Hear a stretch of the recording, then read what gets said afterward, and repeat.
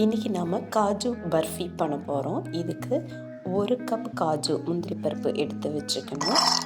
இதே கப்பால் 2 cup sugar அளந்து வச்சுக்கணும்.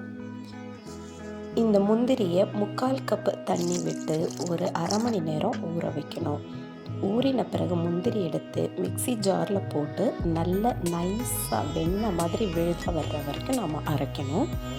நாம் ஊற வச்ச தண்ணியையே இதோட கொஞ்சம் கொஞ்சமாக மிக்ஸ் பண்ணி நல்ல நைஸாக அரைச்சி வச்சுக்கணும். நல்ல வெண்ணெய் போல் வந்துடும் பாருங்கள் அரைச்ச உடனே.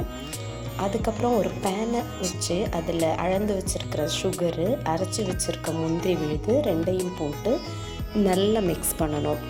ஒரு 10 மினிட்ஸ் நல்லா நம்ம மிக்ஸ் பண்ணிகிட்டே இருக்கும் போதே கொஞ்சம் கெட்டியாயிடும். அடுப்பை மீடியம் ஃப்ளேமில் வச்சுக்கணும். பாத்திரம் கொஞ்சம் அடி கனமாக இருக்கணும், அப்போ தான் நமக்கு பிடிக்காமல் இருக்கும். 10 மினிட்ஸ் கிளறவும் கொஞ்சம் கெட்டியான உடனே 1 ஸ்பூன் நெய்யை ஆட் பண்ணிவிட்டு ஒரு 5 மினிட்ஸ் நாம் கிளற வேண்டியிருக்கும். அவ்வளோதான். இது செய்கிறதுக்கு மொத்தம் 15 மினிட்ஸ் தான் ஆகும். நம்ம சட்டுன்னு செஞ்சிடலாம், ஈஸியாக செஞ்சிடலாம், டேஸ்ட்டாகவும் இருக்கும்.